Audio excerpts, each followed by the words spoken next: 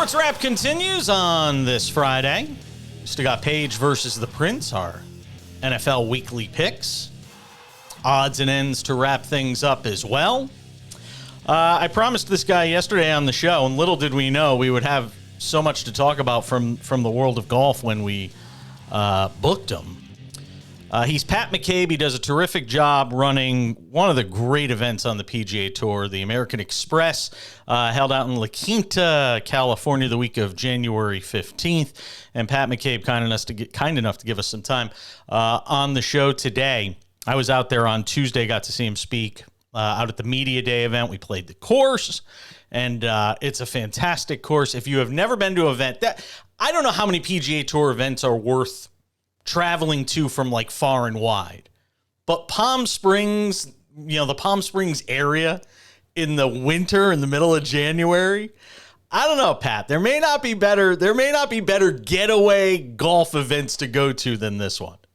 I don't think, January in La Quinta is probably the best weather in the country, right? It's brisk mornings, warm afternoons, beautiful sunshine, and yeah, it's a pretty special place for sure. Yeah, and it's great golf as well. And we'll talk about all things American Express golf here in this conversation. But yeah. I want to nip things in the bud right off the bat because we've all seen the Jon Rahm news.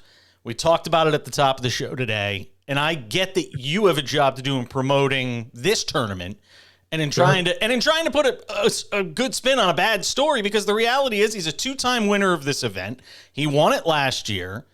How big a blow is it, would it be for a two-time champion and a fan favorite if he's not in the field? Yeah, I think, you heard me say it the other day. It's anytime you have the world number one in your field, every tournament on the PGA Tour would be jumping up and down. And we have that, which we announced Scotty Scheffler just a couple days ago. So I think that, certainly the world of golf is, it's as popular a sport as it's ever been. And there's been a lot of things going on, not just the last few months, but quite frankly, going back all the way to COVID a few years ago, and we've come through anything and everything, and it's again, we're in our 65th year here at PGA West and La Quinta Country Club. We're giving $1 million plus to local charities, and so that's what we hang our hat on at the end of the day. And look, it's not just Scotty Scheffler, it's Tony Finau, it's Patrick Cantlay, it's Xander Schauffele. There's been some other names who've come out since Media Day. Billy Horschel's committed, Adam Hadwin, Nick Taylor. So, the best players in the world will certainly be teeing it up in January for sure. Did you have a heads up? Given the fact that we were so close and you were doing this big player commitment announcement on Tuesday, did you have a heads up from his people that, hey, we're just not committing, or any sort of heads up on this?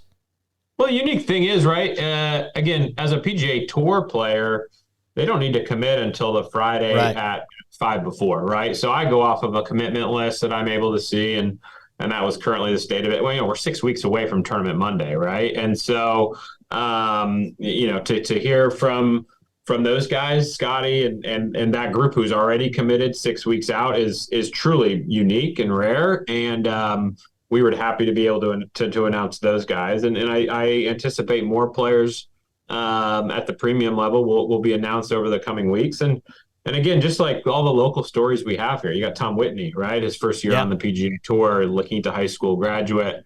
You've got the young and old who are coming here to compete, and not just whether it's the number one player in the world, but even number 156 in our field can still win. We've seen that before, and guys like Adam Long or guys like,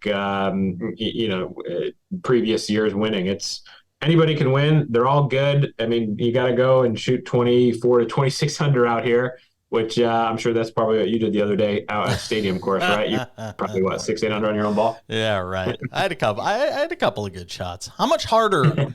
how much more difficult is it for you, Pat, when it comes to all the turmoil surrounding the tour and everything, and the uncertainty, and we'll get into that in a second. Yeah. But how much more difficult is it for you do you have to ramp up other aspects of the tournament? Do you say, all right, look, it's an entertainment event. It's not just golf. And you outlined yesterday on Tuesday all the beautiful things you guys do, not just for charity, but the entertainment aspect. And we'll get into the concerts and all of that. Yeah. Do you feel like you have to almost up the other aspects of the game when you have, when it is harder to get players for the reasons we sort of outlined? Look, we have a blueprint. It's been proven successful over the last couple of years, and a lot of that is due in large part to American Express, our title sponsor, right? The premium experiences that we're able to offer, the various fan venues, the concerts at night. We tweak and adjust and change things all the time. I mean, last year, during tournament week, most don't know this, but on Tuesday night, we had a huge windstorm and a bunch of our stuff fell over. And before spectators showed up on Thursday, we had to rebuild it all, right? So challenges happen every day, and it's just a matter of how you deal with them. And I'm thankful that, look, we've got a tremendous team. I get to sit here and talk with you about it, but we have 35 team members on site. We have 1,200 volunteers across the 3 courses. And that's what we do. We deal with challenges, large and small, every single day in advance of the event and during the event. And it's all about how you deal with them. And again, we've been doing it for 65 years. We're here for the foreseeable future with AMEX as our title through 2028. And whatever is thrown our way, we'll hit it head on and keep on going. So. And I have to say this. And I don't get paid anything by AMEX to say this because no, I really don't. I don't. I don't have any sponsorship deal or anything like that with them. But the experiences and how Amex has integrated itself, the discounts you can get, 20% off tickets, things like that best you can get. Best it really is. For sure. It really is. And I mean, my husband and I have, we're members. So I was saying to him the other day as I was sitting at the press conference, and he said 20% off. I said, heck with coming as media. I said, on Sunday, I may have to go get into one of those suites or something like that and go enjoy the tournament that way. It's not just tickets, right? It's merch, it's concessions on site. Yeah, I know. No, there's a lot of great stuff there. Is the tour keeping tournament directors such as yourself in the loop on the live stuff? Like you had John Norris out there the other day, plays a major role with the tour. Yeah. He's been around a couple of decades. Are they keeping you abreast of what's going on? Yeah, it's a collaborative effort, and certainly the PGA Tour is very unique, right? You've got headquarters in Florida, and we are just one event, right? And the week after, they're going to go on to San Diego, and then after that, up to NorCal. And so it's 40 plus Pat McCabe's, 40 plus tournament directors, of course. And not only that, but we all talk amongst ourselves. I'll never forget during those years of COVID, there's more PGA Tour events that are run and are executed in California than any other state. Clearly, it's a large state, but between SoCal, we've got 3. We've got a few in NorCal, and so us as California TDs banded together and say, hey, what are you doing? What are you hearing? How do you do this? And that's a collaborative. We all want to win together. Sure, we're competitive and we want to put out the best product every week. But, I talk to Marty at Farmers once a week. I talk to Dave at Riv once a week too. Steve up in Pebble. So we're in the loop certainly, but things are going so fast, and it's most of us are not in those rooms and discussions and conversations. So we learn as we go, and we're all just sort of doing the best we can for sure. I got to ask you this every year. I did a show in Hartford, Connecticut for 3 years on the ESPN radio affiliate there. And every year we broadcast live from the Travelers Championship. Nathan Grube and his crew doing an amazing job with that event. It's one of the great events on the tour. Long storied history there. But one of the things I used to always ask him every year was about Tiger Woods. And this was like in Tiger's peak, right before he busted up his knee and everything. And every year I'd ask Nathan the same question. I'd say, Nathan, is this the year? Are you going to get Tiger this year? And I heard Tiger the other day, a couple weeks ago, say, hey, I'm going to play 10 tournaments. Not 10 tournaments. I'm going to play 1 tournament a month this year is my goal. When you hear something like that, I kind of feel I know the answer here, but I have to ask the question. Do your ears perk up a little bit and you say, hey, I'm going to call Lee Steinberg, or I'm going to call his management company. I'm going to get in touch with whoever I have to and try and sell a Tiger Woods on the idea he's never played the event, see if he'll come out here and play it?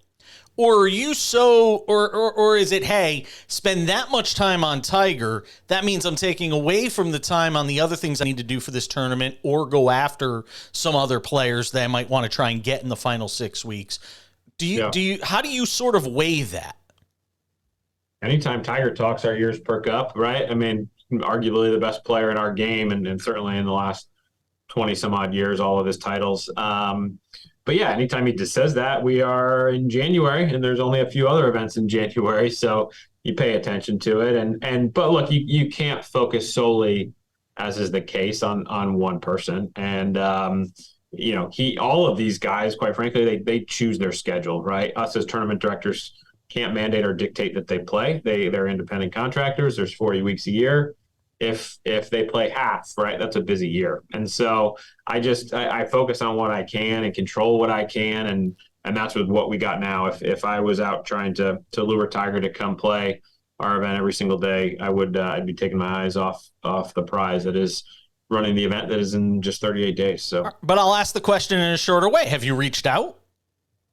Of course. I mean, certainly I've spoken with his management team before, and you never know, you never say never. But again, we'll focus on what we've got right now for sure. Fair enough. You do have some great player commitments for this year's event. You mentioned some of it, as you do every year.